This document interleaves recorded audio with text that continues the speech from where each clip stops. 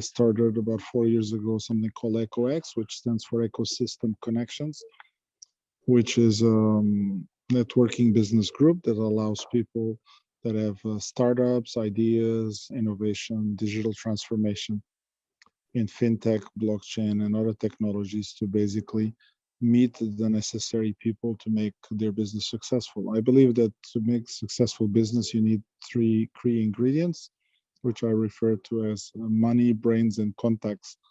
So money is the financial investment that you need for your business. Brains is the idea that is behind the business, and contacts and connections is usually the most challenging one, especially when you're trying to build a successful ecosystem. So specifically today, we are covering some element that I think is extremely important and dear to me, which I can call the future of money and DeFi and the associated technologies. What is important in the elements that I want to cover is the fact that there is a lot of work that is being done both by private industry as well as decentralized groups, as well as government entities to actually make this future of money and DeFi to be extremely successful. Real estate tokenization as a mechanism to enable transfer of value, it's kind of an evolution of something that has been with us for a long period of time. It's something we call REITs, which we call real estate funds. However, real estate funds take a long time to structure, a long time to set up, and to provide a certain degree of liquidity, so they tend to have a lot of restrictions associated with them.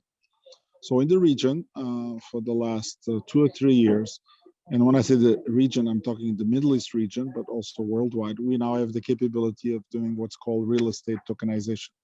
What does that really mean in the real world? That means if I have a building that already exists or an apartment, or I have a building that I want to build, I can use real estate tokenization to either take that money and distribute it across a whole group of shareholders, or we can call fractional owners, or I can use the fractional ownership to actually raise the money to actually build the building or the real estate.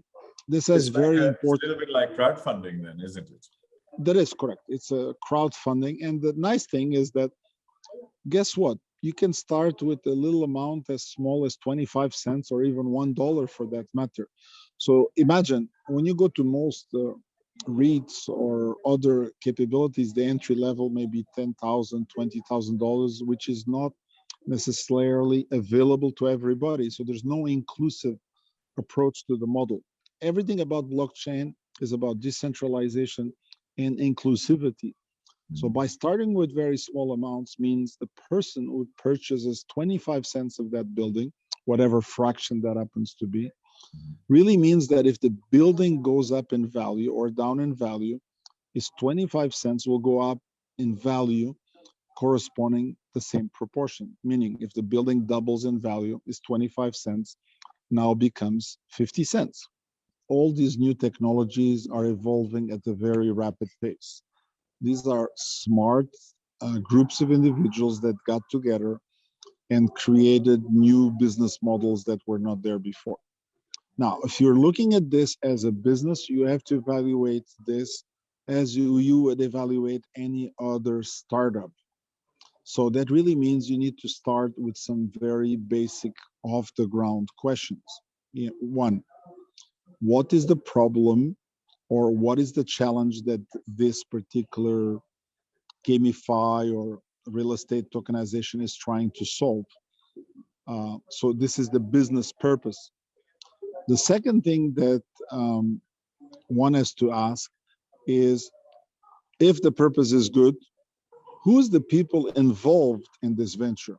What is the team? What is the capabilities and experiences of the team and actually driving success in this kind of business? So teams which are put together, we have the necessary makeup and experience, enable a much higher degree of success.